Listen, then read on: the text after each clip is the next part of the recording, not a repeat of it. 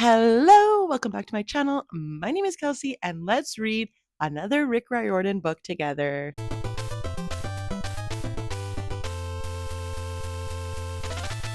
So before we begin, please ignore my pimple patch. Please ignore the fact that I have no makeup on, but we're getting back to my roots. We are getting back into the Rick Riordan universe. And those vlogs were spontaneous, they were fun, and I tried to read a Rick Riordan book in 24 hours. Our victim this episode is The Sun and the Star by Rick Riordan with Mark Oshiro, and this is following, that's right, my boy, Nico D'Angelo, along with his boyfriend, Will Solis, as they enter the Tartarus to rescue an old friend. So what I know is because Nico is the son of Hades, plagued by a voice calling out to him from Tartarus, the lowest point of the underworld. He thinks he knows who it is, a reformed titan named Bob, whom Percy and Annabeth had to leave behind when they escaped Hades' realm. Nico's dreams and Rachel Dare's latest prophecy leave little doubt in Nico's mind that Bob is in some kind of trouble. So Nico has to go on this quest, whether Mr. D and Chiron like it or not. And of course, Will insists on coming. I'm very, very excited. If you haven't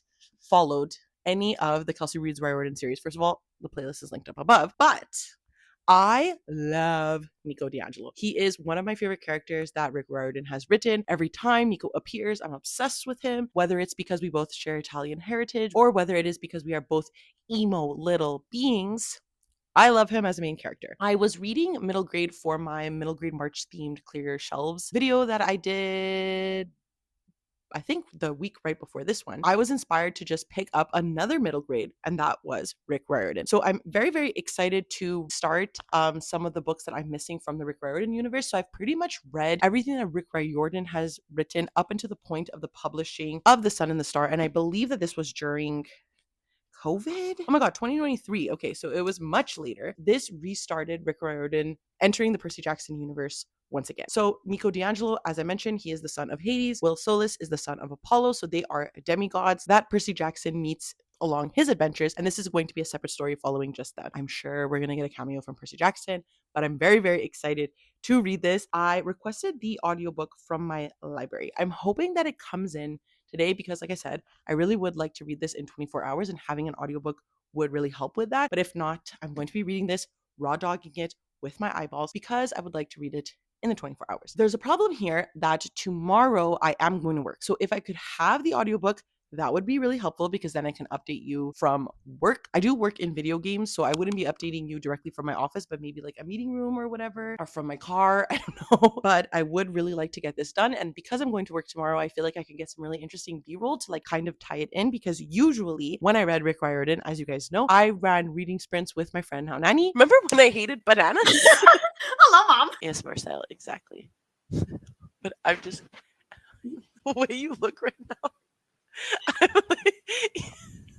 And right now, because I have a baby, it's like a lot harder for me to do reading sprints because obviously he wants to come, he wants to like sit on top of me, he wants to know what I'm doing. Why am I in a separate room separately from him? Why am I talking to someone that isn't him? He doesn't understand. And I don't like putting my son on the internet. So I don't want to do reading sprints where he's going to come in and try to be involved.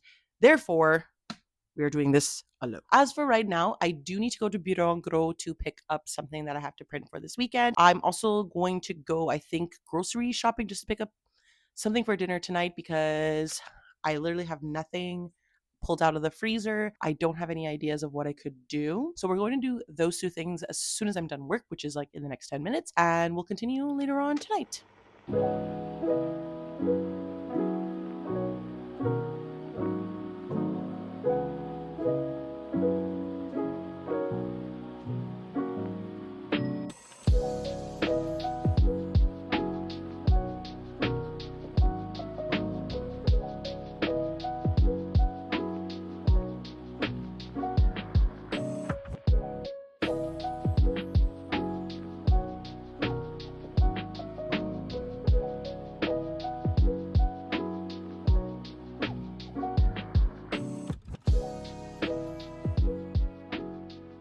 Hello, so I have to whisper because it is 11 p.m. and I've only read the first 50 pages.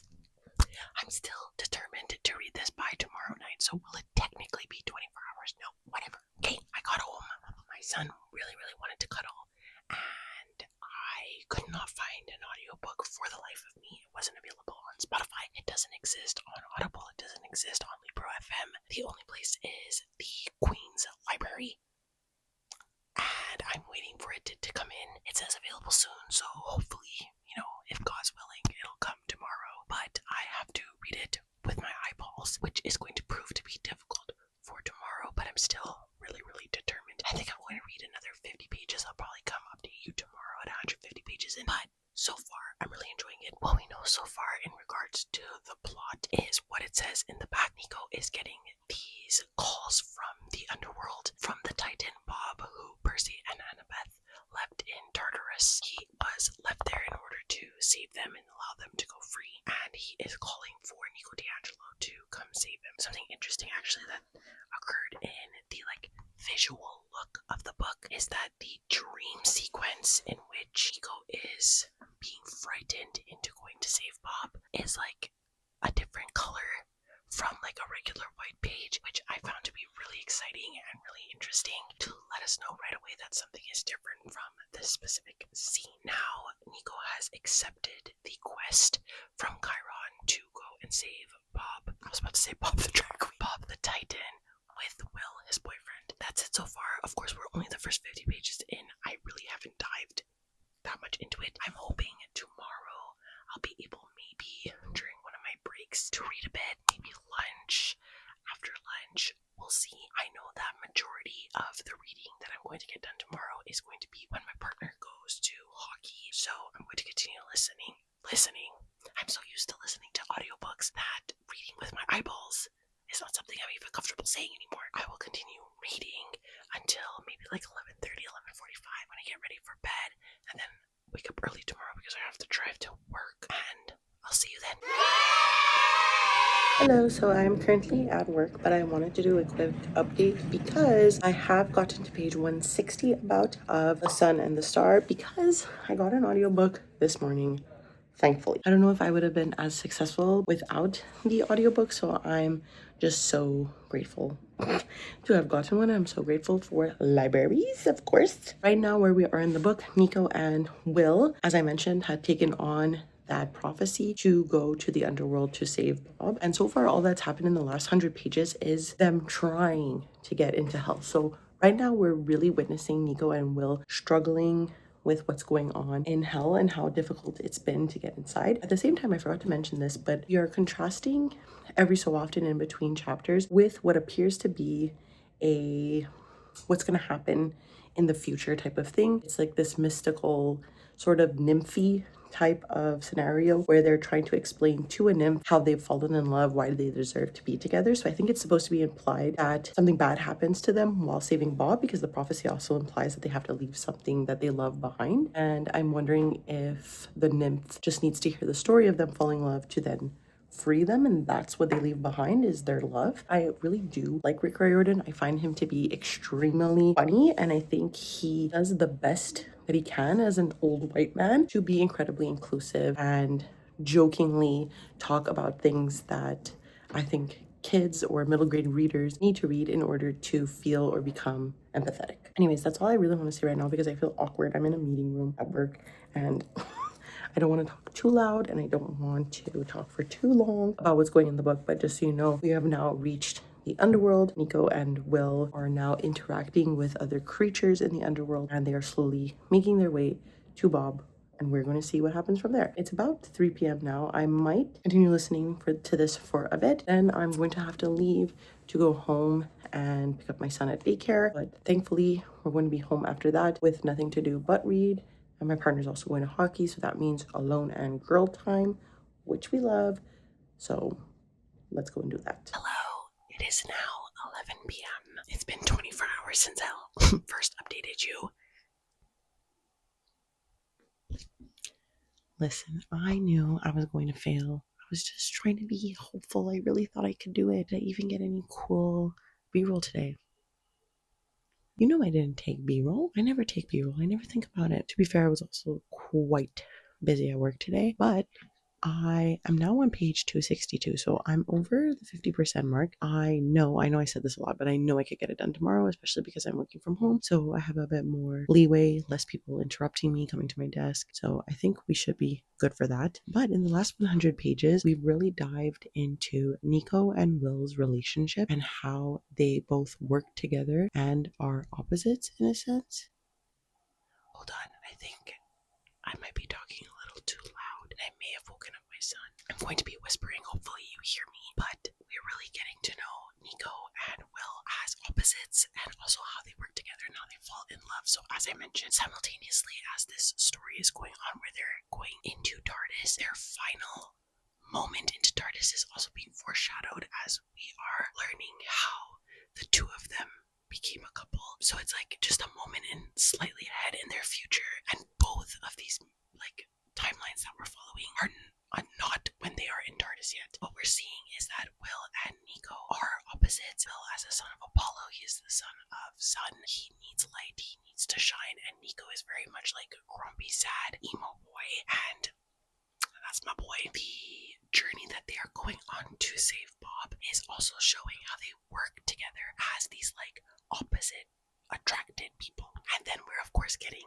the cute story. So when they first admitted that they liked each other, when they first kissed, because it seems like these happier moments are what is keeping Will alive. That is the second timeline that we're following. There's obviously something that happened. Will is struggling to stay alive. So we know that this is coming up. This is something that we have to unfortunately deal with as we move forward in the first timeline. Additionally, the last 100 pages have followed a very stereotypical Rick Riordan path where they are on this journey. They get mishmashed with different tasks from different Greek individuals as they move slowly to their final destination. They have figured out that Nyx, the goddess of like darkness, I guess, is waiting for them with Bob, the titan that they have been sent to save. That's where I will leave you off. I hope you guys listen to my ASMR and that it is clear and I'm not crying in editing.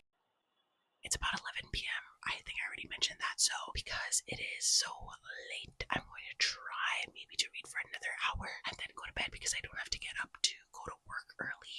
I could just work from home. I think I could go to bed a bit later realistically.